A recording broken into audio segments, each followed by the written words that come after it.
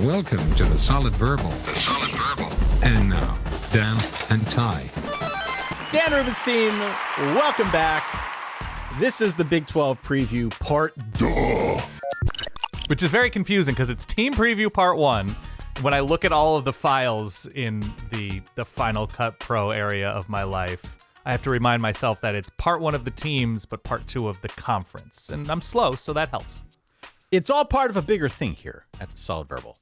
As you know by now, hello, welcome. Thank you for stopping on back here. I am Ty. He is Dan. Yeah. Yes, this is Part 2 of the Big 12 Preview. Go back and listen to Part 1, which was the last episode where we talked through who our contenders are. We broke it down into what we called Tiers of the Kingdom. Don't worry, I won't play this out again, Dan. Okay. A little bit of a Zelda theme. We didn't really roll too much with it, but it was just something that I found amusing. Great. Go back and listen, hit follow, hit subscribe if you've yet to do so again, so that you don't miss any of these preview episodes. We got a lot more to do. We've got a Part 3 coming up for the Big 12. Then we're going to go into the Big 10, the SEC. At some point, we're going to bolt on Notre Dame and UConn just to be completists and make sure that we cover all 136 teams. Of course, if you like what we do and you want to further support the operation here over at SVHQ, Yeah. go to verballers.com. That's VERBALLERS.com. That's the Patreon. You can support us at the $5, at the $10 tier, or you can just sign up as a free member. On occasion, we'll throw some crumbs to the free folks as well. Crumbs? I don't know what else to call it. Wow. Okay. I apologize if that's derogatory. I don't mean it that way. We appreciate all the support we get. Of course, if you're not into any of that, a 5-star rating, a review on your chosen podcast platform. Yeah. All that stuff goes an awful long way towards helping to grow this Big 10 of the Verballerhood. Agree. It's just the right amount of access and personal ties to the Solid Verbal without having Ty make you like wash his feet or something. That's too personal. That's what? too much. What? What are we talking about here? Isn't that a thing? Don't like popes wash feet? Isn't that like a symbolic gesture that they are of the people?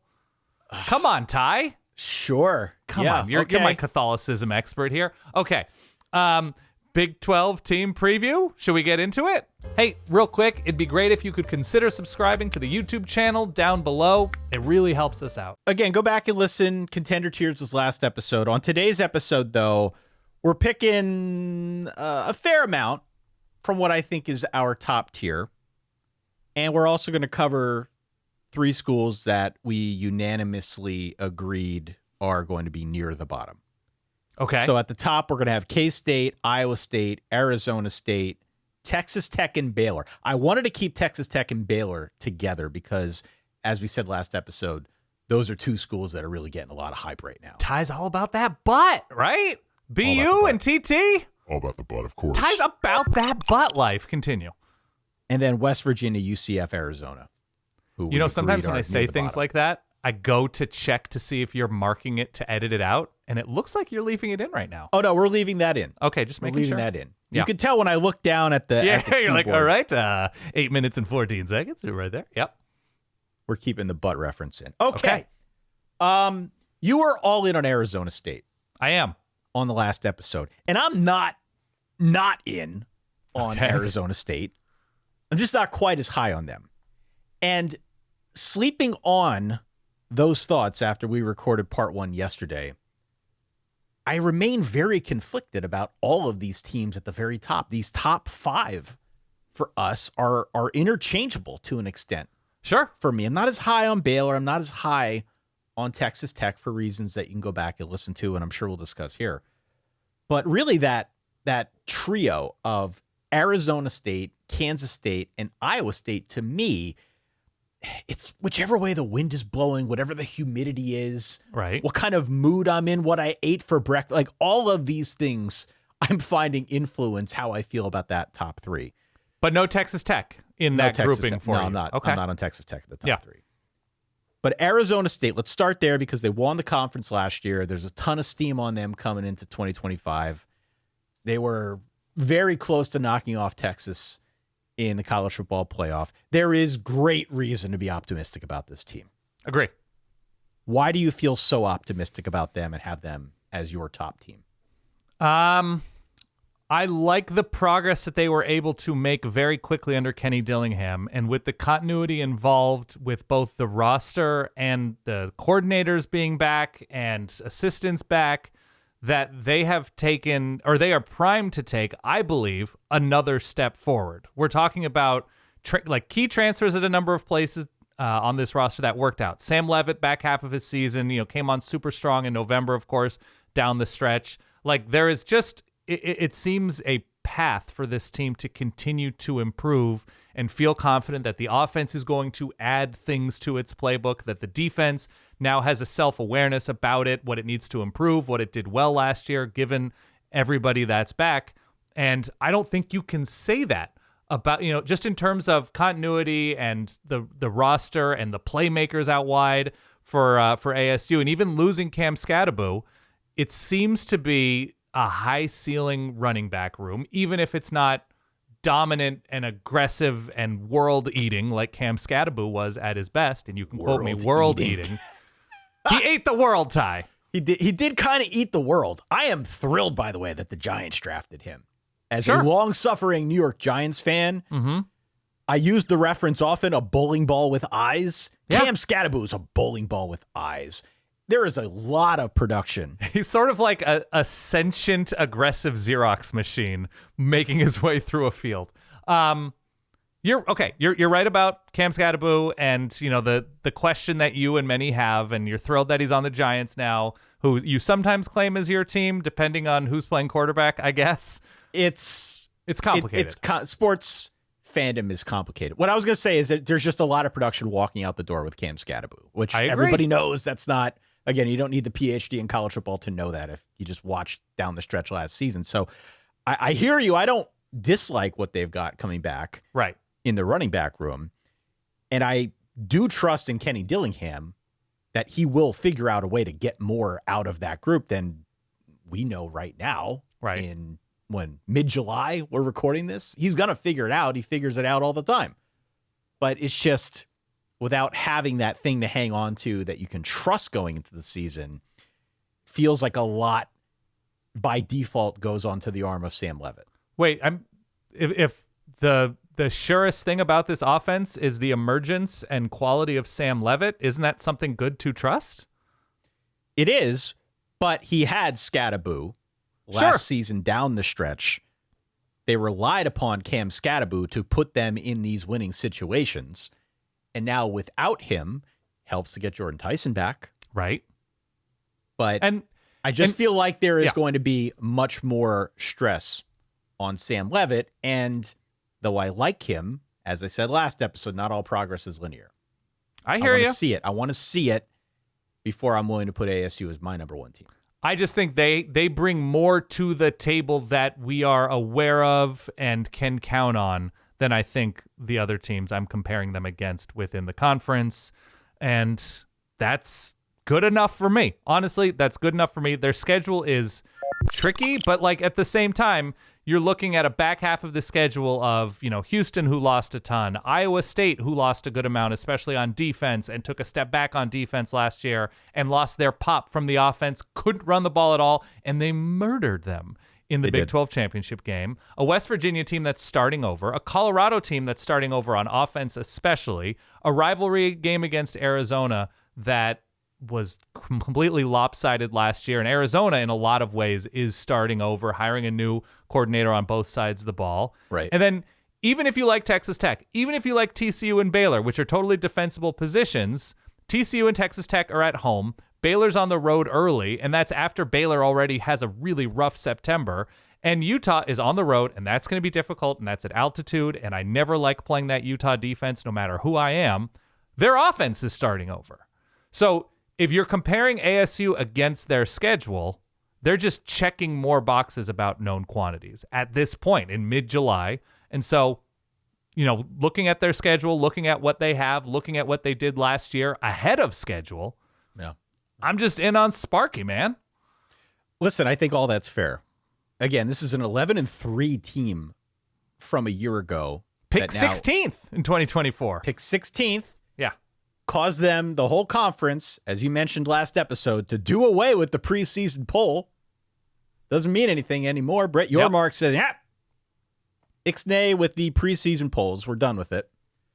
ASU's over-under is 8.5 this season. Yeah. I like the over.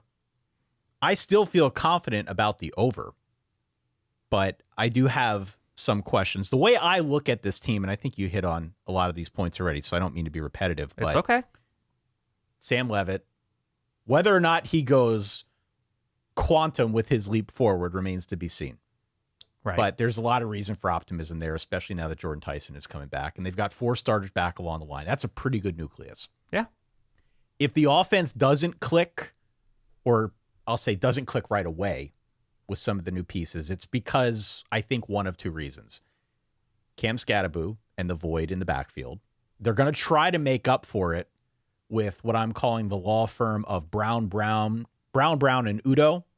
Kyson Brown, Rayleigh Brown, and Kanye Udo, who they got from Army. Speaking of culture changes. Sure. Coming down from Army, that's a pretty big deal. Mm-hmm. Skattebo just did like so much for them. He was a one-man wrecking crew. I agree. And was great through the air. You're losing Cam Skattebo both as a running back and as a receiver, which is a big deal. Yeah. And I've already talked too much about this. I'm sure there are ASU people out there rolling their eyes, like, get on with it already. Fair point. Okay, I'm just a little leery about that. The second thing is, and this is what I've been alluding to, I think, more, if Sam Leavitt doesn't develop quickly enough to handle that added responsibility. Sure. And again, I'm really splitting hairs with that. I'm just trying to be complete here in my coverage, or at least be honest about how I'm feeling. That said, I think the defense is going to be nails. I think it'd be pretty good. They got 9 guys back from a defense last year that ended up being a wall against the run. If you're at this point, Dan, mid to late July, whatever, whenever you're listening to this, the year of our Lord 2025, and your biggest question is, hey, who's the nickel corner going to be? Yeah. You're in a pretty good spot, aren't you? Good times. That's a good place to be at. Mm-hmm. So if it doesn't work on defense, it's because of the pass rush, which I said yesterday. They got to take a step forward there. Yeah. The turnover margin's another thing that, again, this is me splitting hairs. Yes, that might not continue, but hey, they're probably still going to be pretty good at it. I like ASU. I just don't like them as much as you. The only other thing that I will throw out here, and then we're going to move on. Please. Teams will be gunning for ASU this year. Totally. And there is some meaning to that. When everybody is out to get you each week, yeah, you when get got everybody's target best on your back, you get everybody's best. And ASU, for better or worse, last season was able, I think, to fly under the radar. Yeah. Suddenly they had a full head of steam and they were knocking teams off, and they were able to propel that, or use that to propel them into the college football playoff as Big 12 title team. It will be different this year. I am not implying at all that they got there by luck last season, but it's just a wide open conference. They were able to fly more under the radar last season. By the way, last season probably should have been 11-1 rather than 10-2. They lost to Cincinnati without Jeff Sims, who's still a college football player. He's still there backing up Sam Leavitt. Yep. Oh, yeah. Still at ASU? I believe so. Good Lord. Lord. Every indication that Jeff Sims is still there. And it just, I think he arrived in 2020, and so that changed everybody's time calculus, and didn't work out at Georgia Tech, didn't work out at Nebraska, but still at ASU. Yeah. Okay. Great. Good on him. Yeah. All right. Let's shift then to my top team. Okay. Which is Kansas State. All right. Let's talk Cats. I was actually kind of surprised that you weren't a little bit higher in Kansas State. I think you had them as your number 2 team, so it's hard to go much higher. Yeah. But usually on this show, you are the guy who is all in on K-State every year. Agree. And as I look at K-State, I say 9-win team a year ago, lost to BYU. We didn't know what BYU was at the time. Had something of a confounding loss on the road at Houston, and then lost by 10 to Arizona State, ended up losing on the road at Iowa State, beat Rutgers in the bowl game. Mm-hmm. So there's that. There are just so many good things to highlight about Kansas State this year that I almost don't know where to start. if you are listening to this right now, you are probably expecting that Kansas State's going to be a contender, if only because we talked about it yesterday. But sight unseen, this is a program that's been really stable in the Big 12. Yes. They've been so consistent under Chris Klieman. They're just kind of in that conversation every year. The big question for me, though, is the same that we've been asking for a few years running now with K-State. And again, this is also no mystery. We know this is a good team. What happens or what needs to happen for them to become a great team? For example, good team last year. Great teams don't blow 2-score leads against a 4-8 Houston squad. Agree. So what does it take, Dan? And my hunch is that this is where you came down on K-State and why you weren't a little bit higher on them. What does it take, in your estimation, to get them just one peg up so that they are the top dog in the conference? Discipline. They were an extremely sloppy team last year. And I know that you are turnovers aren't always indicative of where a team is or isn't year to year, because a lot of that can be random. But a lot of those turnovers last year with pitches and fumbles and interceptions, there was a sloppiness to the way Kansas State either turned the ball over or lost games. That, they fumbled it right away. Was it the Iowa State game? You might be able to fact check me on that. But there was a certain amount of losing games because of slop, or losing games to teams they have no business losing to because of slop. And I need Avery Johnson to fully shave that beautiful mane of his and become Mr. Clean if I'm going to feel excellent. That's a reference to the cleaning solution, Mr. Clean, and his beautiful bald head. That's what I need from Kansas State. I need cleanliness from what I believe to be a very, very talented offense. And I need cleanliness from a secondary that was just too leaky, and there are new pieces to this defense this year. And I'm just going to need to see proof of concept, make, another sort of pseudo coordinator change with Matt Wells fully taking over the offense. Right. That I have faith in Chris Klieman as a coach. I have faith in Avery Johnson as an athlete. But I still need to have faith in him as he enters his third year of playing. He was, a rotational type change of pace guy in year one with Will Howard. But I need to feel confident that he has this under control.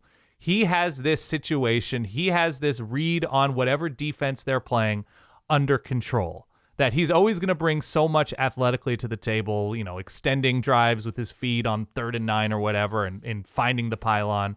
Or finding, the down marker. But to me, it's just a matter of discipline and cleanliness for Kansas State on both sides of the ball. Because from a coaching perspective, from a star power perspective, it's in a number of spots.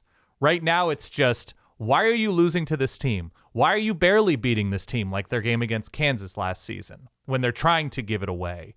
Why are you losing this game in this specific manner because of interceptions or undisciplined, like giving a team a 24-yard touchdown drive or something like that because you've made a mistake? That, to me, is what I need to see from Kansas State this year before feeling all of the tingles about the Cats. Yeah, the BYU game comes to mind. Oh, that as was one. That was a wave of slop. Yeah, there was a wave of slop and there were turnovers, but they had special teams stuff, fumbled snaps, bad turnovers in some of those November losses as well.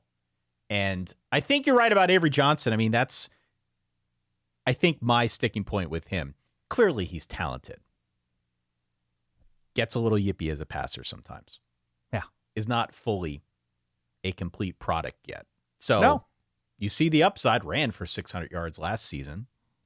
This year, no more DJ Giddens, but I do like the combination a lot of Avery with Dylan Edwards in the backfield. 2 native Kansans, by the way. Yeah. That make for a really tantalizing pairing. They have the highest, I think, the highest rated recruit coming in the Big 12 and a 5-star tight end. Lincoln Cure. Yeah. Lincoln Cure. Yeah. So it's the, I think, highest rated recruit ever at Kansas State. Yeah. And I'm curious to see what they do with him if they work him into the rotation. I suspect they will. Yeah. You mentioned Matt Wells as offensive coordinator as well. Lone offensive coordinator this season. I mentioned this a little bit last episode, but based on the tea leaves I've been reading, going to try to use the speed in the backfield, their versatility, try to twist some knots defensively. Try to twist some defenses in knots, excuse me. No, Just twisting because- knots is something you can pay for on our Patreon tier to get those knots out of Ty's feet. Continue. I think the offense could be really fun. I got questions about who's out wide and whether they work a guy like a Lincoln Cure in out there.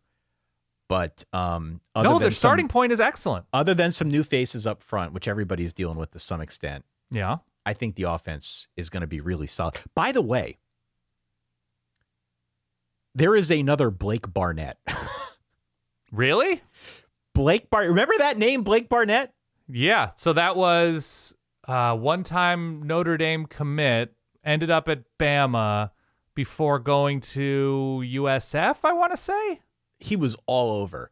From the San Diego area, yeah. I saw Blake Barnett in some of these previews, and I was like, is this guy Benjamin Button? What is going on here? He is the backup. It is a different Blake Barnett. The other one that we know is 29 now. I don't think he has eligibility, although 2025, who the hell knows at this By the point. way, Blake Barnett, sidebar here, was one of the inspirations for a former fantasy thing of like, yeah, sure, this quarterback is okay, but Check out his hot babe girlfriends. That's right. I forgot about that. from like accounts that you never knew existed Yeah, on social yeah. media that were just like college football bros daily. Continue.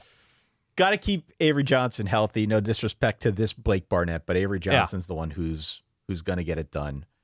I like their defense. I always like their defense. It hurts to lose Brendan Mott along the line, who was a first-team All-12er, led the team in sacks. But I think the front seven is really good. I like 12er there. I don't know if that was intentional. An all-12er. An All-12er. Great. This is where one of my dumb food references come in, and I actually wanted to workshop this with you. Okay, I'm ready. I really like Austin Romaine, Okay. who is their linebacker, 96 tackles last year as a sophomore. Okay. I'm workshopping a couple T-shirt designs that The I don't, salad. No, we tried to run at Austin Romaine, but he wouldn't let us.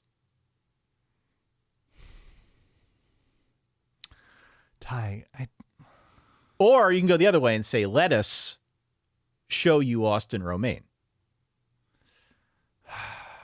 what about like leave No? him alone? No? I'm not great with it, Ty. There's something there. His name is Romaine. His name is Romaine. Romaine Com. I don't know. I appreciate you going for it, though. I do. This is what I bring to this show. This is real tough. This is also the sound of people unsubscribing. Yeah. Whoa, hold on. It gets better. It gets better. I've got another one that I think is actually worse, Oh, no. Okay. which, yeah, we're going to get to that this episode. Stand by for that. Yeah. If you're going to go at K-State, the way to do it is through the air. The secondary is younger. Hold on. What It's position does Romaine play? linebacker. So the hand's not in the dirt like Romaine. Okay. I was no. trying to see if there was anything in that direction. Continue. I think we're going to see some deep shots in that week 0 game against Iowa State. I'm curious to see how they contend with it. One of the better schedules in the conference. It's spread out really well. There are 4 big games that I think determine this season. The first is that week 0 game in Dublin. They're at Baylor week 6. They play Texas Tech week 10. They're at Utah week 13. I am going over for K-State. I'm going over. Their over-under is 8.5. The under means they're losing all 4 of those. I don't think they will. Of course, given the conversation, you can't rule out a dumb loss or some weird sort of turnover implosion. But Yeah. I think the floor is 9-3 for K-State, and they're the ones that I've got coming floor out is of this 9-3. Yeah, for me, the floor is 9-3. I think they're coming out of this conference to go to the playoff. All right, so they've got Baylor on the road, obviously Iowa State and Dublin. They've got the Kansas rivalry game on the road a week before Texas Tech. It's definitely not a look ahead, but it's the new look Kansas facility. That game Kansas really had a great shot in last year. Maybe they'll be better prepared to start the season this year. At altitude, a week after going to Stillwater, so 2 weeks on the road in a row. It's a tricky schedule. I still like this schedule. I still like Kansas State a lot. I like them a lot more than many of these teams on their schedule. That Army game's a little bit weird, too. Yeah. Not as high on Army this year, but I'm not super high on Army. It's just I like him. Yeah. It's if you throw an interception or cough the ball up once on the ground, and Army turns that into a 73-minute touchdown drive.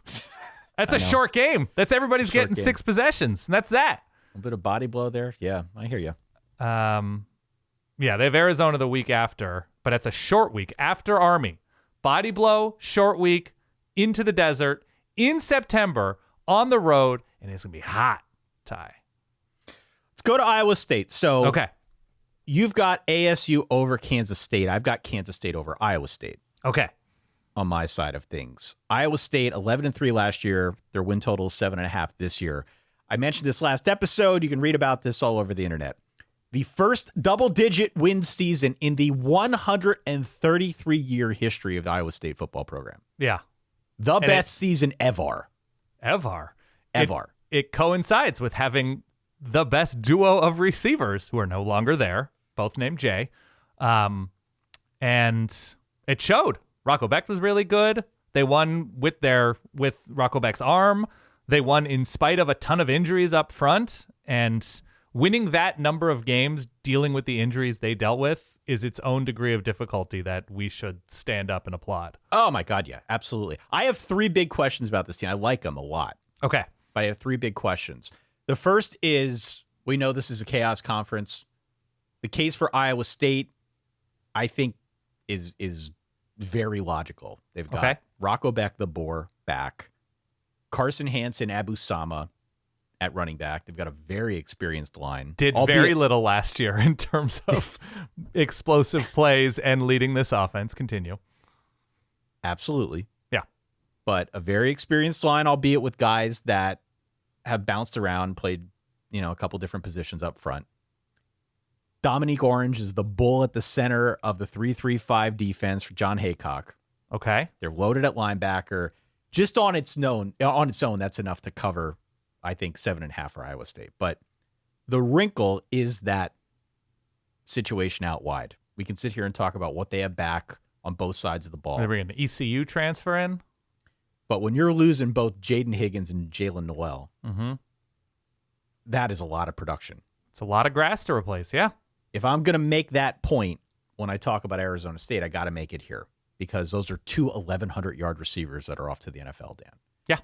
So I guess the easy answer is they probably lean a little bit more on the ground game. They feature more sets with 2 tight ends since that's a relative strength.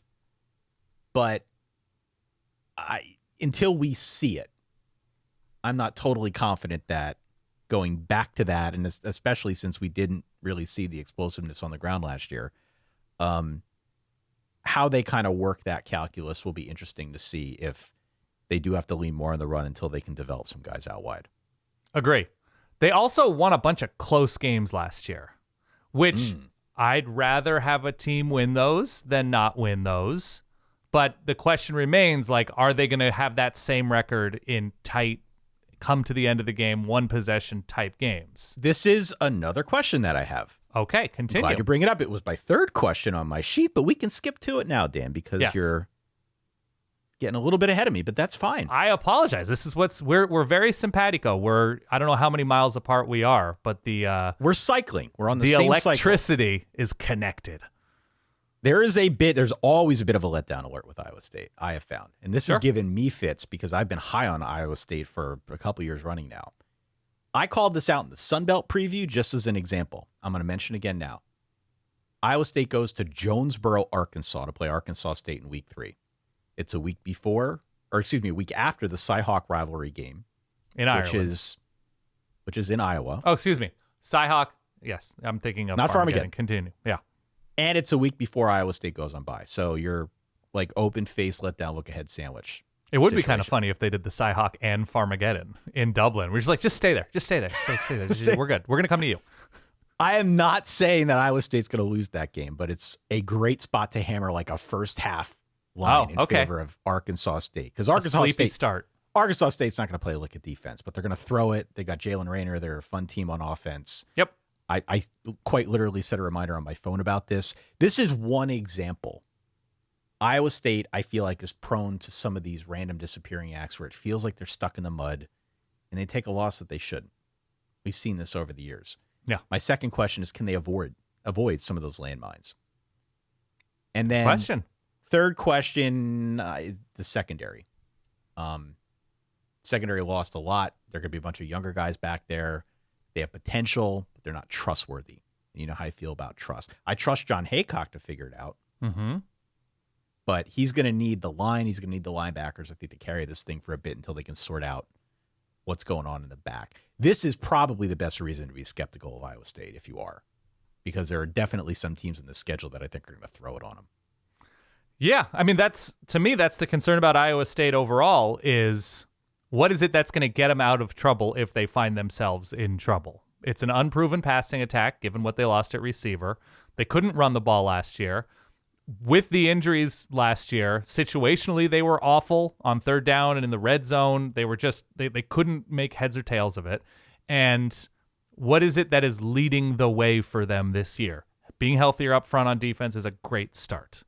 But yeah, that's the question, is in these 50-50 games, if they have to drive the field, if they have to get stops, down 31-28 and to get the ball back, what is it going to take for Iowa State to continue those close wins? And by the way, the degree of difficulty loss, I think, to Texas Tech last year, where like you could watch the game, 5 minutes left, 4 minutes left, 3 minutes left, and you're just like, well, there's just no way they're going to lose this game. Yeah, like this is in the bag. And Texas Tech found a way. That is a little bit concerning. That's a one-game sample size. But I'm not there with Iowa State being some combination of experienced and with pop at this moment. Yeah, you mentioned the rushing attack. And again, getting back to one of my questions. Last year is not this year. Last year is last year. Who knows? For sure. But last season, they had those targets out wide. Yeah. Right now, at time of recording, they don't. Not that they can rely on in the same manner. Right. And so I like Carson Hansen. Carson Hansen was a bull down in the red zone. Had 11 touchdowns on the ground last year. Abu Sama, we wanted more of that explosiveness out of him. He's a tough runner. We didn't really get that. We didn't really get that after or from either of those guys. Both were under 5 yards a carry. So we talk about the ground game. Yes, taken together, Carson Hansen, Abu Sama went over 1,100, 1,200 yards. But explosiveness on the ground is something they're going to need more of this season for sure if they're not going to have targets out wide. By the way, if you want an even deeper sleeper than Arkansas State, the Coyotes of South Dakota are taking on Iowa State, and they're a pretty damn good team on the FCS level. They won 10-11 games last year, right? Yeah. Okay. South Dakota lost in the semis of the FCS playoffs. You're not thinking of South Dakota State? No, I'm not. South Dakota State is the Jackrabbits. The South Dakota Coyotes went 11-3 last year. Okay. That's a sandwich spot between the K-State game in Ireland and before the Cyhawk game. We almost have a double sandwich situation then, if you want to consider Arkansas State week 3, because we got K-State week 1 on the road in Ireland. Yeah. Come back home, square off against the formidable Coyotes of South Dakota. Stay at home against Iowa for the Cyhawk game, big rivalry the week after. And then after that, before a bye, go to Jonesboro, Arkansas to play the Red Wolves. Yep. It's like a double-decker open-face look-ahead sandwich. Yep. They are... Yeah, the middle of the schedule is actually pretty nice, hopefully. It appears Arizona at Cincinnati, at Colorado, BYU. We'll see how any of those, there's going to be 2 or 3 teams that are far feistier than we anticipate in this moment and might be in that grouping. But that's followed up with a November, I believe this is November, featuring ASU at home, at TCU, and Kansas. And correct me if I'm wrong, whooped upon by Kansas last year. Whooped. So, whooped upon. That's the correct phrasing? It can be. I don't know. I guess, yeah. They were whooped upon by the Jayhawks of Kansas. All right, so I don't think it's an easy schedule. Unless their act is more together than I think you and I anticipate in mid-July. For your consideration on any podcast player, search Solid Verbal, find us, and hit follow or subscribe. It's just that easy. I read to you a quote very quickly before we move on to our next team from Leslie Serro. Leslie is the VP of marketing at Sweet Snacking. Quote, the Pop-Tarts edible mascots work tirelessly to fulfill their dreams of being eaten. So we agreed they deserved a vacation to watch the previous Pop-Tarts Bowl winners play in Ireland. Fans in Dublin can expect the mascots to show up around town and bring crazy good shenanigans to the game itself. We know Frosted Cinnamon Roll and Frosted Strawberry are two previously sacrificed mascots would be proud. Yeah. They are sending the last two remaining, I guess, living in this universe mascots to the game in Dublin. So you're going to see Frosted Wild Berry and Frosted Hot Fudge in and around Dublin around this game. Great. That is a ridiculous press release. Right. I've never been a Pop-Tart person. It's fun, though. No, It's I'm fun. not Pop-Tart Bowl. The Pop-Tart Bowl is creative and interesting. Pop-Tarts themselves are, I don't know, just have a donut. Have some Frosted Mini Wheats. I don't know. If you want to Listen, have Dan. processed sugar for breakfast. Listen. We could use the sponsorship, okay? We got to keep the lights on. Ty, but I'm trying to be honest here. I'm not careful trying what to you front say. for the verballers, Ty. Be careful what you say. I don't just take any dollar, Ty. I'm a man of great integrity. I appreciate what whoever the marketing firm behind the Pop-Tarts Bowl has done. But come at us, Kellogg's. I'll sell Frosted Mini Wheats. I do like Frosted Mini Wheats. They're terrific. You want Hostess Donuts presents the Solid Verbal? You want to slap your logo on our... Great. Let's talk. I would like some of those Dunkin' Donuts minis. The Munchkins? The Munchkins. Oh, my God. They're delicious. My youngest son opted for a mountain of Munchkins at his birthday party instead of cake. It's great. All right, let's move gears. Or Okay. Let's shift gears here. Let's talk about your team, America's team, Texas Tech. Oh, my God. Texas Tech. Are you ready, Ty? I am ready. We offer you the bond of family that very few oil men can understand. No matter what the others promise to do, when it comes to the showdown, they won't be there. Now, you have a great chance here. But bear in mind, you can lose it all if you're not careful. I can guarantee to start drilling and to put up the cash to back my word. How long is this sound? That's it. That's it? That was Okay. 4 different sounds, and I know what you're thinking. Pretty rich of the guy who roots for Oregon with the most notable and notorious benefactor to make fun of Texas Tech and Goatee Campbell for spending all this money in the portal. And to that, I say, yeah, you're probably right. I don't know. It's all funny to me. Pretty rich. This guy over here. We did promise sounds from There Will Be Blood.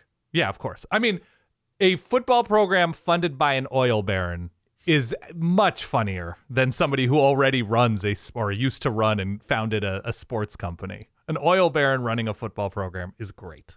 It is great. Yeah. Objectively, it is great. 8.5's the win total. They went 8-5 last year, won 6 games in conference. As I said, this is the most hype I can ever remember there being on Texas Tech. Mm-hmm. And that's for a couple reasons, not the least of which is what they did in the portal. 21 transfers, 24/7 ranked it as the second best transfer class in the nation. They spent this offseason. They continue to spend trying to build this thing up. So it's exciting. It's certainly exciting what they did here in advance of this season, but I'm going to reiterate what I said on the last show. The real benefit's going to come down the line. And this could just be the start of what's to come for Texas Tech. So I think if you're a Tech fan, this is really exciting where this program has gone. Sure. The portal strategy in and of itself, though, feels very Willie Fritzy to me. And I know we didn't talk about this yet, not in great detail because we haven't talked about Houston. We'll do that next episode. Yeah. This is a great transfer class, and I think a lot of people are going to look at it, and they won't recognize the names of most of these guys. And that's Are you not okay. up to date on Stanford's 2024 front seven? I could talk about David Bailey till I'm blue in the face. But I know, I'm but saying, did you know who David Bailey was last November? No. Did anybody? No. Right. Yeah. No, I'm going to be honest. No. Yeah. But this is a class that had a lot of experience starting elsewhere, and it was definitely targeted to make things better along the lines, to give them depth, Sure. to replace what they lost in a guy like Taj Brooks, the running back. This is the all Costco transfer class, quality in bulk. Quality in bulk. That's what Texas Tech did. So Not I a sponsor like what they could did. be. Not a sponsor. Absolutely could be a sponsor. Yeah, I got a lot of Costco thoughts. Continue. The defense is what I am watching most, Dan. Okay. I am watching it because Shield Wood comes over from Houston, where he improved the defense right away. Big jump forward. This was the 92nd best defense in the country last year per the SP+. Even a modest jump into like the 60s, I think, would be a huge deal. 88th per Danalytics. Per Danalytics. Okay, still not good, right? No, it's right there. Yeah. It's not good at all. Yeah. This is where the transfers like the aforementioned David Bailey, Lee Hunter, Romello Height, that's where these guys come in. So I think the potential for this team to have a real honest to goodness pass rush is kind of something that we should be talking more about.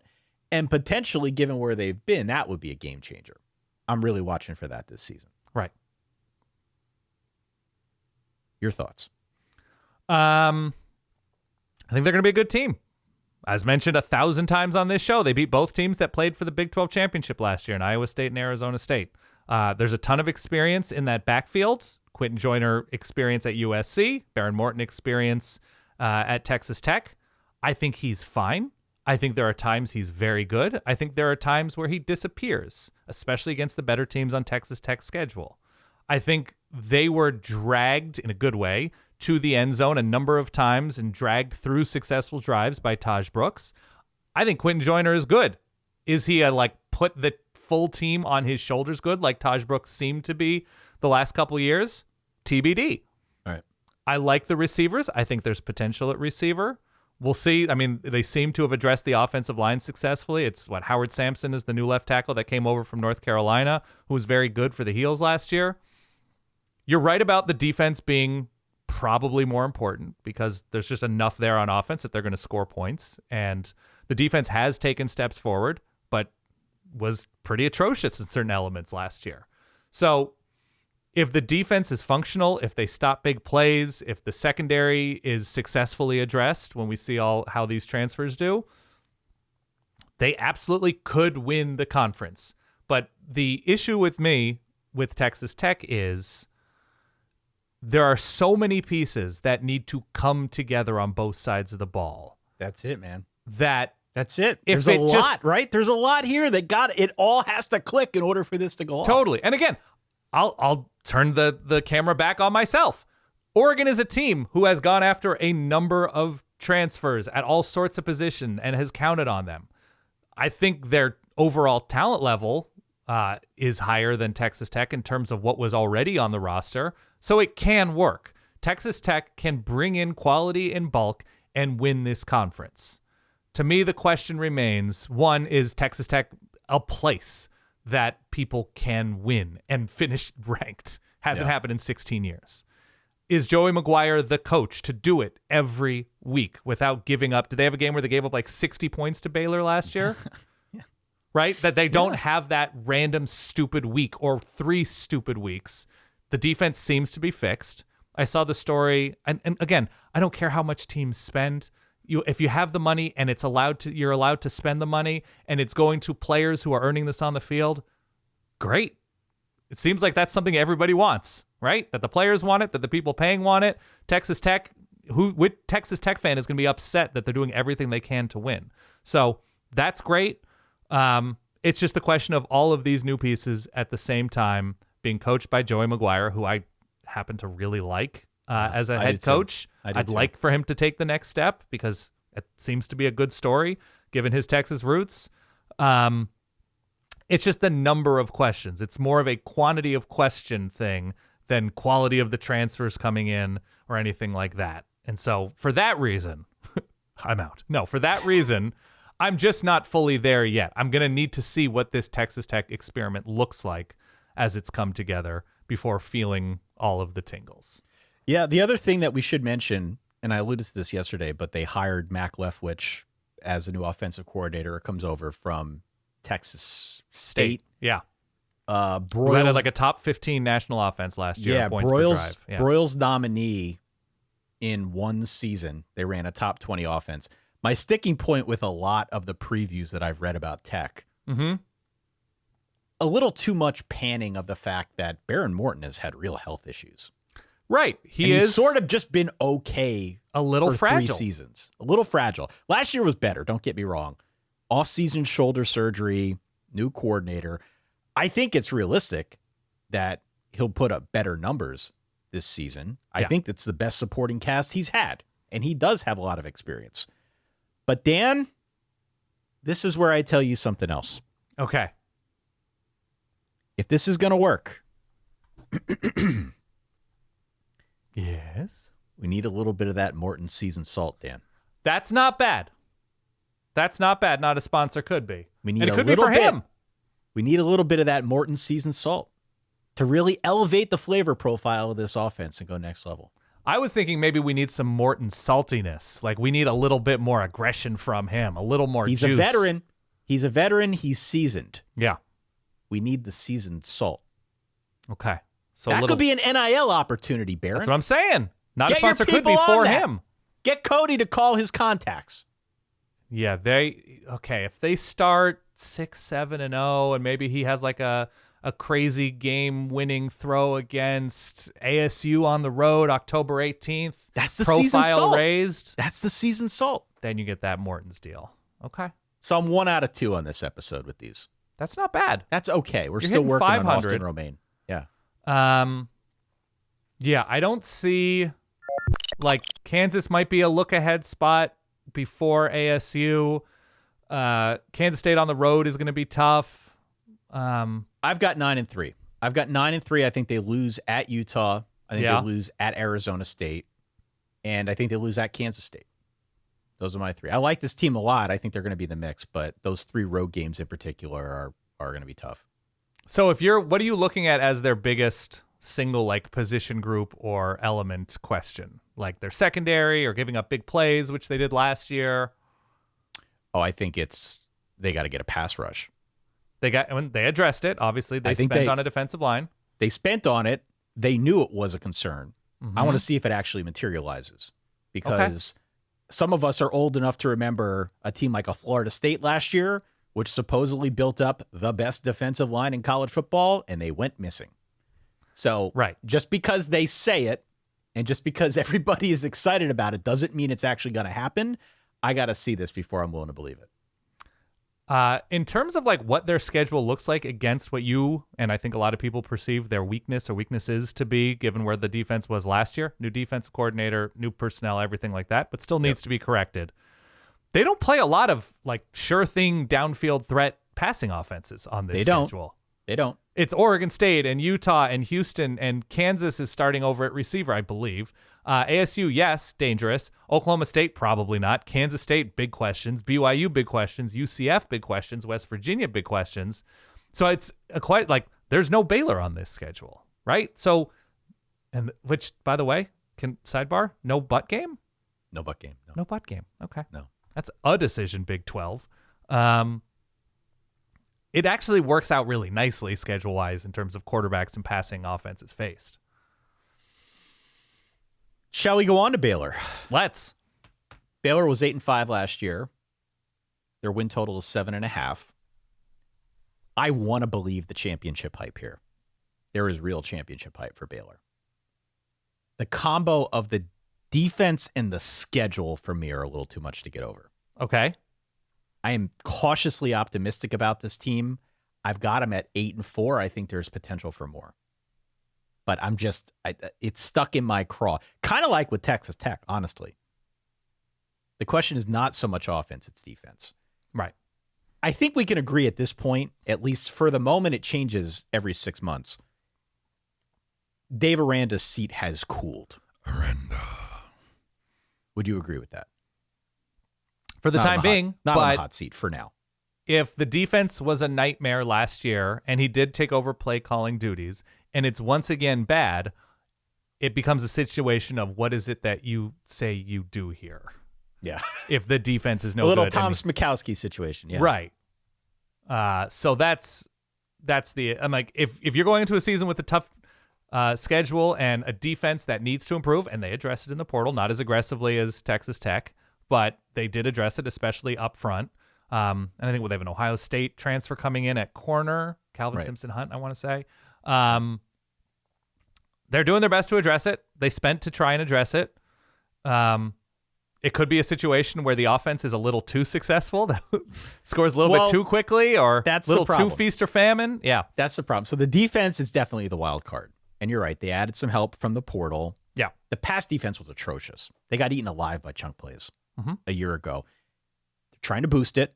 Keaton Thomas is still there, which helps. He was the linebacker who had 114 tackles last year, which sounds like a lot. Yeah. You can build around a guy like that. Okay.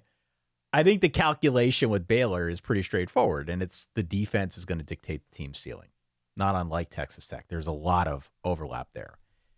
The issue that I think I am grappling with, the offense is going to be friggin' awesome. You'd think so. You would think so. Last year was a huge success under Jake Spavital, and it's possibly going to be even better this season. Sawyer Robertson, who was kind of an afterthought before last season, because remember, it was like DeQuan Finn. We were talking about DeQuan Finn. Yeah, before that, Blake Shapen. Yeah. Sawyer Robertson emerged as arguably the best quarterback in the whole damn conference by the end of the year. He had 22 touchdown passes. Him and Leavitt, yeah. In his final 8 games of the season. The backfield was also a really big success story. Bryson Washington became the best freshman running back in Baylor history, going over 1,000 yards.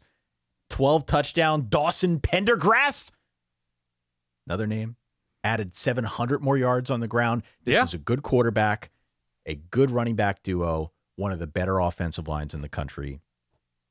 Just hit stop. That's good. That's a good starting point for a Spav offense that I think he's going to be able to ratchet up again. So agree. I like where they're at with that. I think if Baylor is good enough on offense to win the conference, this is where we start relying on Dave Aranda and the quote-unquote brilliant defensive mind. Yeah. I don't want to count him out. It's not a quote-unquote. He has fielded too many good defenses for us to not think he can figure this out. But it's quote-unquote because the pass defense was so terrible last year. Just throw it up. There's more work to do here. Here is if I can pull out the flaw finder here for a second. I'm going to introduce my flaw finder, okay? Thank you, Lorenzo. Holy hell, the schedule. September is a September to remember, yeah. Holy hell. In the first half of the season, Baylor has Auburn, SMU, Arizona State, Kansas State, and TCU. That's not even mentioning that they're going to face 2 teams that made the college football playoff in Arizona State and SMU, okay? Added context there. That is a murderer's row. And it's tough, especially for a defense that struggled last year against the friggin' pass. That's a problem. So the whole game with Baylor this season, for me, how much is the defense going to improve? Can the defense improve enough that it's not going to sabotage what should be one of the better offenses in the whole conference? You're right. I mean, you are right. The schedule's tough. The defense hopefully is improved with better personnel on all 3 levels. And I don't know. I think they are squarely in the conversation for the most entertaining team in the conference. And so easily. If they can win some 41-38s instead of losing 41-38s and close games, and the schedule after that first half, because it's what Oklahoma State is before. Oklahoma State is in an incredible sandwich spot, by the way, in Stillwater against Baylor. And that's always like house of horrors for Baylor. Good teams, bad teams, whatever. Baylor and Stillwater, there's scar tissue there. It's between Arizona State and Kansas State, if I'm reading this schedule correctly. That is a letdown look-ahead sandwich if I've ever seen one. Yeah, in a tough place to play, in a game that's been weird. You're right. If the defense isn't fully fixed halfway through the season, they're on the road in Fort Worth in the rivalry spot. That's tough. Yeah. At least they get Utah at home. But Utah is probably not a team that's going to fully take advantage of whatever Baylor might have as a weakness on defense. Second half is demonstrably It's more easier. Manageable for sure. The final 5. Yeah. October 25th on at Cincy, home against UCF, home against Utah, at Arizona, home against Houston. So those are 5 games that feel gettable in my view. Utah will be tough, but otherwise 5 games very gettable for that, to me, with this team and their offense, feel like they should be almost gimmies in the win column. By the way, sidebar, as Big 12 reputation sort of shifts, before it's all offense, no defense. So then we had a bunch of interesting defenses, highlighted by Jim Knowles in Oklahoma State for a few years there. Not that it's shifted in any one direction dramatically in this moment. Maybe it's shifted back to offense, and we're talking about a bunch of teams with big defensive questions. Really strong and deep quarterback conference. This year, it looks like, especially the top half, like not elite, incredible, NFL filled, but quality, fun, interesting, varied styles. And like you were talking about, maybe by the end of the year last year, Sawyer Robertson was the best or one of the best quarterbacks. We're also talking about Sam Leavitt and Shedeur Sanders last year. Yeah. Like, it was a really fun grouping last year, and it appears to be this year as well, which I think just highlights the entertainment factor here. And we're not even going to talk about Josh Hoover on this episode. We'll talk about him next episode. Totally. But he's Very another quiet. one. He's another one who quietly has emerged as one of the better arms in the conference for sure. Mm-hmm. We got 3 teams left here, Dan. All right. Where are we going? And they are West Virginia, UCF, and Arizona. They are on the opposite end of the Big 12 spectrum for a whole multitude of reasons. 2 of them have new coaches. One decided to retain their coach. Why don't we start with West Virginia? Okay. Let me start with this on West Virginia, okay? I'm ready. How many previews do we read when we're putting this together? As many as we can. I try to watch some games from last year to understand the context of what fans are going through.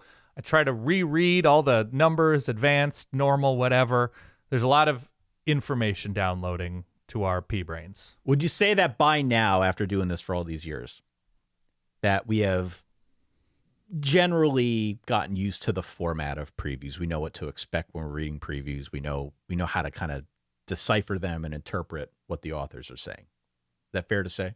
There are very few surprises with regard to interview research. Although, as the transfer portal takes hold, this year I learned that there is a Limestone University. I think UCF has a receiver coming in from a D2 school named Limestone University. So those are always a surprise. Whenever someone lists a punter as a strength, that either means the team is going to be really good or really bad. Okay. There is no in between if you are listing a punter in your preview as a strength. I think I know how this is going to go for West Virginia this year. Okay. I think this is a ginormous rebuild. It is. That's for sure. But Oliver Straw, Aussie punter, he's back, and he is ready to take the next step and become an NFL punter. So there's that. This is the state of West Virginia football right now. But Neil Brown's out. Got rid of him, finally. Rich Rod back in. It is a full friggin' line change. 52 incoming transfers. That is second only to Purdue by 2. Purdue had 54. Yeah, that place was emptied out. Completely emptied out. The 52 number, by the way, is 11 more than the next closest, which are North Carolina, Oklahoma State, and UCF. Okay. 52 is also, just for context, further context, that is equivalent to what Dion brought with him his first year at Colorado. So remember how big of a story that was. Of course. Maybe it's commonplace now in the portal era. Everybody's doing it. But remember how big of a deal that was and how much we talked about it. 52 is a big old number, and that's what Rich Rod's got this year. Damn. A lot new. Full line change. He is trying to start this thing over. That's 10 plus starting basketball teams. That's right. That's exactly right. Double-digit starting basketball teams coming in for a line change in Morgantown. We know who Rich Rod is at this point. We know what he's going to do. He's going to try to build a beast of a ground assault. Mm-hmm. And I think especially this year because that's one of their relative strengths. I just don't know how you handicap a team with 52 new players. I like the hires. Like they need to be evaluated in the medium term. Like as we see what recruiting looks like 2-3 cycles in both high school and portal, we see the hires. Again, Zach Alley, very much a defensive mind in demand. You know what I found surprising about him? Please. Surprisingly enough, Zach Alley wants to run more of an aggressive attacking defense. I appreciate that. Finally, somebody has the guts to say it. They're going to try some stuff. It might not work, but I think it'll be fun to watch. Yeah. I like Jimmery Robinson. Had a beast of a season for UTSA. Was first team All-American. Great. He's there. They gave up something like 32 points per game last season. There's a pretty good chance it's going to end up around there again this year, but they're going to try some stuff, and I like Zach Alley. So there's that. I'm with you on that front.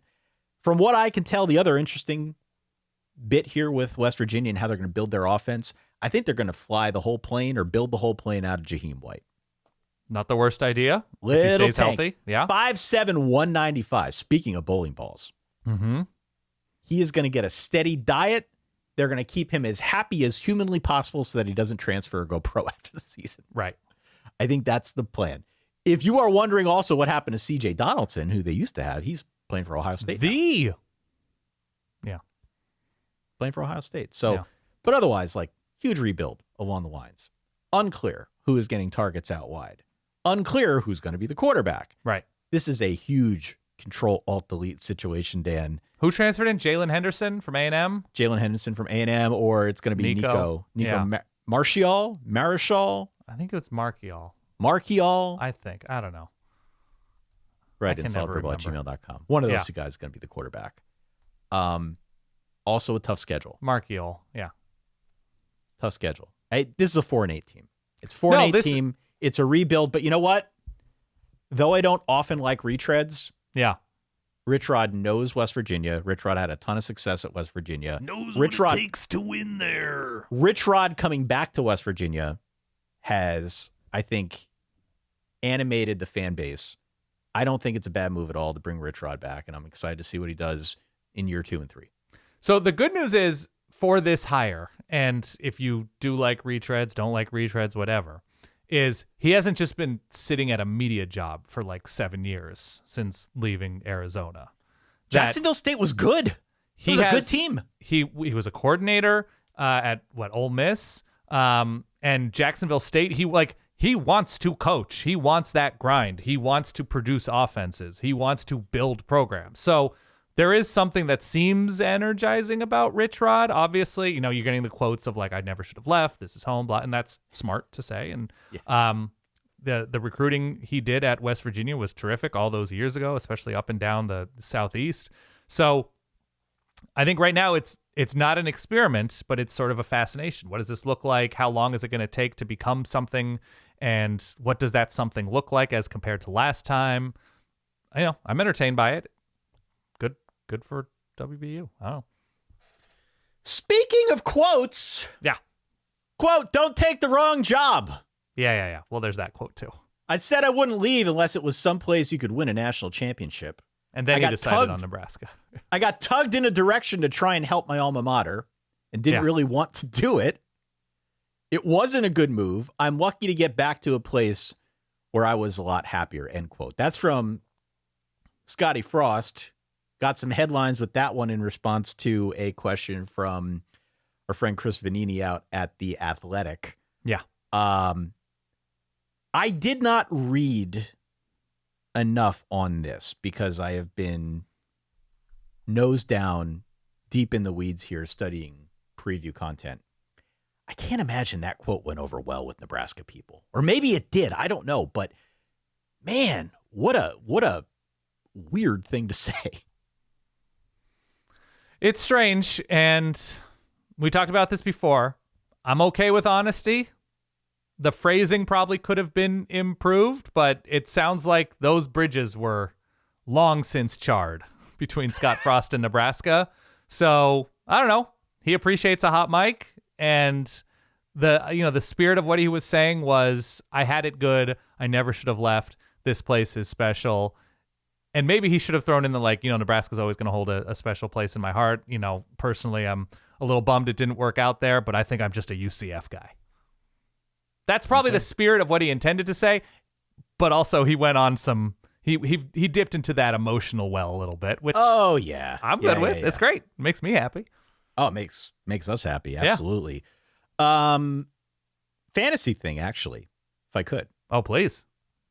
UCF has 67 new players this year, an entire roster in flux.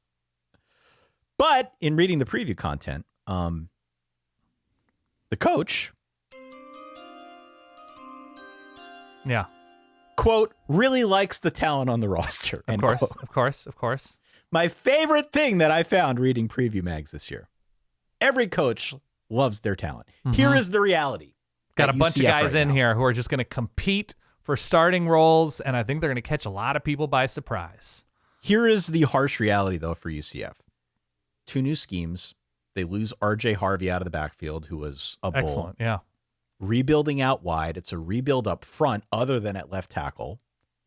Basically a rebuild on defense to a very serious degree in the secondary. Also, their quarterback is going to be inconsistent, likely with Raven Taven Jackson, who I love from Indiana, or Ja'Cory You can Brown. just use the word love however you want. Words don't always have meaning. Okay. Okay? Not talking about this. Okay. Or Ja'Cory Brown. Ja'Cory Brown, by the way, I think was my quarterback at Miami in our college football dynasty that we run out at verballers.com. Still? Not anymore, no. But I got a couple good years out of him. Oh, Didn't win okay. anything, but I got a couple good years No, out I'm of just him. saying in NCAA 25, he was on the Miami roster. He transferred. I took him in as a transfer. I took him under Oh, you my took wing. him back? Yeah, I took him back. Oh, my. Look at you and you're forgiving. I heart. lost Okay. Cam Ward. I needed a guy. Ja'Cory Brown stepped Okay. up. He was great. Real bull with the ball. Couldn't throw, Okay. but we got an Alex Grinch defense here. We got a tough schedule. I don't think UCF's going to be good.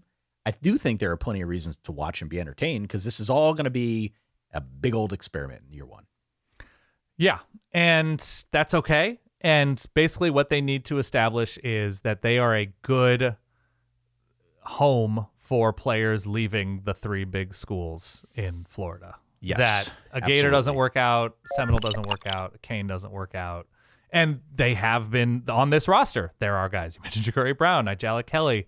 Is that how you pronounce it? I don't know. From Miami, who had a nice freshman year. They need to establish that sort of home base for portal players from the state of Florida who went to the Big 10 or the Big 12 or something and want to come back. Obviously, I know they are a Big 12 team within the state of Florida, but you know what I'm saying. Sure.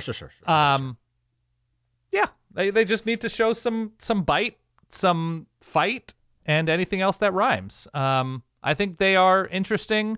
It's weird that Scott Frost is back on a certain level with everything that's gone on since, but I don't know. It didn't work with Gus Malzahn. But they're excited.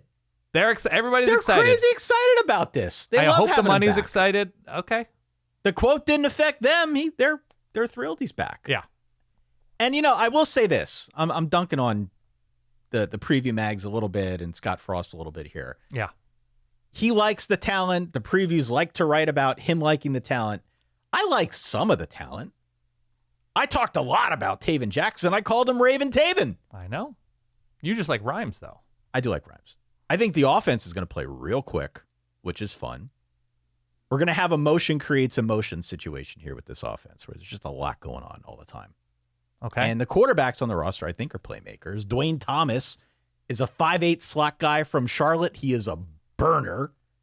And it would not surprise me at all if he turns into one of these gadget guys where they just find ways to get him involved. I read a lot of good things about Wade and Charles, too, the freshman, who's going to get some time out wide. So I don't hate those guys. I don't hate what they did up front on defense. The line's probably going to be okay. Okay. I just don't think it's that good of a roster. And it's going to be a transition year with It's a new not there. coach. Yeah. Yeah, it's not there yet. But, there are some reasons to be excited, not the least of which is they have now codified the bounce house. That's true. It is the Acrisure Bounce House as the name of this stadium. Good move. Previously, I believe it was the FBC Mortgage Stadium. Doesn't have the same bite to it. I like the bounce house a little bit. What's the other thing that's got you all aflutter? It's that the possibility of a space-themed trophy game against Houston, the 2 NASA-connected Well, that's what schools. you mentioned that to me. Yeah. I saw that there was buzz about it. Yeah, And that scratched you where you itch. Oh, let's do it. Yeah. I'm ready. Okay. I'm on 4-8 for UCF this year. Yeah, that sounds about right. Final team is the Arizona Wildcats, Dan. Isn't this where Mama Rubenstein went to school? It is. I'm a legacy. I'm a cat Yeah. legacy. I love Tucson. Also, Ari Wasserman, Arizona? Yeah, of course. And Eugene Edgerson, role player on the 1997 National Championship basketball team. Great. Yeah. Um, That was a great team, by the way. Mike Bibby, Miles Simon. Really fun. Simon says championship. Yeah. The old I had man the caricature shirt, the championship shirt, Lute Olson right there. Yeah, Lute with that snow white hair. Big Cats guy. Yeah. Jason Terry right after. Love it. Yeah. Okay. I will reiterate what we said last episode. The buzz around Brent Brennan was like non-existent down the stretch last season, and we heard rumblings that they were wondering, is he in over his head? Should we move Weighing on? options. Yeah. Yeah. Instead, they, I think, just invested into NIL, which is honestly a model we have seen work elsewhere. Mm-hmm. I think there are two ways to look at Arizona this year. If you're the optimist, you could say, well, they're bringing back Noah Fafita. I've seen a lot of assumption out there that he's just going to revert back to the form we saw 2 years ago. That last year was an off year. Don't worry about it. He's going to snap back into form. They also have 2 new coordinators, Seth Deggy, Danny Gonzalez. I think we like Danny Gonzalez a lot. I'm not sure about Seth Deggy. Yeah. But weird coordinator moves last year, to be clear, from Yes. Arizona with Dwayne Aquina. Oh God, I'm blanking on his name. What's his name? The Syracuse head coach, who they brought in. Eastern Illinois. Yeah. I can't think of it. Dino Babers. Dino Babers. Thank you. I beat Google, by the way. I was No, heavy I like didn't- Syracuse coach fired 2000. Dino Babers. I wasn't typing. I had my hands over my face. Yeah, I know. I like the secondary has some pieces back. In total, they've got like 9 starters in total if you count the transfers on defense. Could be optimistic about hitting the reset button. The fact that Brent Brennan had a pretty good track record before he got to Tucson. These are all things I think you could gravitate towards if you're trying to be an optimist. But if you're a skeptic like I am, Right. I think you're going to side-eye the idea that Noah Fafita is just going to get better after losing one of his best friends and maybe the best player of all time at the program in T-Mac. Like suddenly he's going to snap back into form. I think you also look at the roster and say, what am I trusting here? Right. And the schedule is tough. It's a really tough schedule. So I just think there's more working against the optimism. And I'm not trying to dunk on Brent Brennan or Arizona. I generally root for Arizona, but I'm just more of a skeptic this year. I think you've got to have a coach that's an escape artist to avoid the wrath, as I said last episode, of year 0 essentially coming in year 2. Right. Which is what this looks like to me. I don't have faith that Fafita is going to improve. Even if he does, I don't think it's going to be enough to like ultimately alter where I think this program is headed. I've got him going 3-9 and firing Brent Brennan. I think there's room for improvement. I think some of the guys that they brought in on both sides of the ball were productive transfers coming in, a lot of whom from smaller schools. I definitely like Danny Gonzalez. TBD on Seth Deggy. Danny Gonzalez has been a successful coordinator, running a 3-3-5. You know, if you're not able to find big, deep defensive line rooms, there's something about a 3-3-5 built around speed that they have the opportunity to be, again, it could be a 5-7 version, 4-8 version, a weird little stinker of the Big 12. Okay. Where they're like, they're not good, but, you know, in week 3 and week 9 and week 11, they were actually pretty scrappy. Sure. They have that potential. To me, I don't know if it goes beyond that. I don't think their line play is impressive enough to be a bowl team. It's just too many new faces, and it seems to be a pretty low ceiling there. So, yes, I think they can be scrappy sometimes. But beyond that, I don't put much on Arizona, especially with the schedule, as you mentioned. Pretty tough throughout. Kansas State on a Friday, at Iowa State. They go to Houston, to Colorado, to Cincinnati. It's not really the road games here. But it's road games against the teams that, if some of them aren't so good, Yes. they're on the road. Those are the winnable games, hypothetically, but now they're on the road. Yeah. That's right. And they do close out the year Territorial Cup on a Friday against Arizona State. Yes. But Baylor's on this thing. Kansas is on this thing. BYU and Oklahoma State are on the. There's just a lot here. Yep. And for a team that I think is, like I said, year 0 and year 2, if the winnable games are on the road, that makes it tough. That makes it really tough. Agree? Why don't we leave it there? 8 teams down. Yes. We got 8 more to go. We were actually pulling a double shift as people are listening to this. We're going to record the second of these 2 parts a little bit later today. So if we sound raspy in Big 12 Part 3, that's why. It's okay. Write in solidverbal@gmail.com. We're pouring everything we have into it. Sorry, where are they emailing? Solidverbal@gmail.com. There it is. If you're interested, if you have more thoughts on this. As I say, you will always know your team better than us. We encourage the feedback. We'd love for you to weigh in and let us know where we're right or wrong. Yeah. But just don't be a dick about it. That's generally the rule. But if you are a dick about it, be kind of funny and weird with it, right? Like, Can go with explore that. the space. By the way, there's probably a lot of people here who have been like edge of the seat, wondering when we're going to weigh in.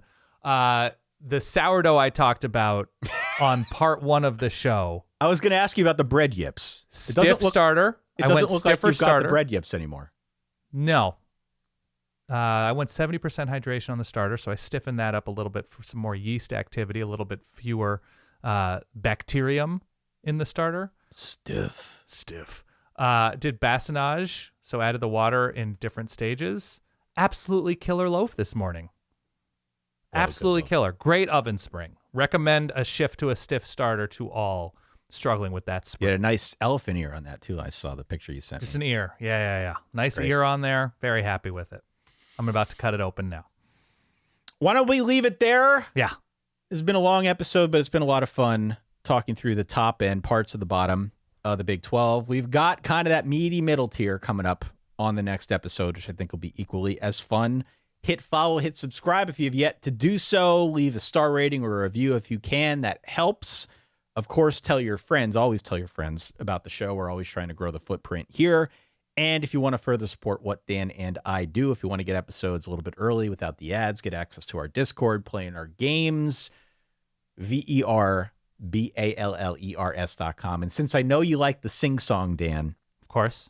VERBALLERS.com. Oh, you nailed it, Ty. What a guy.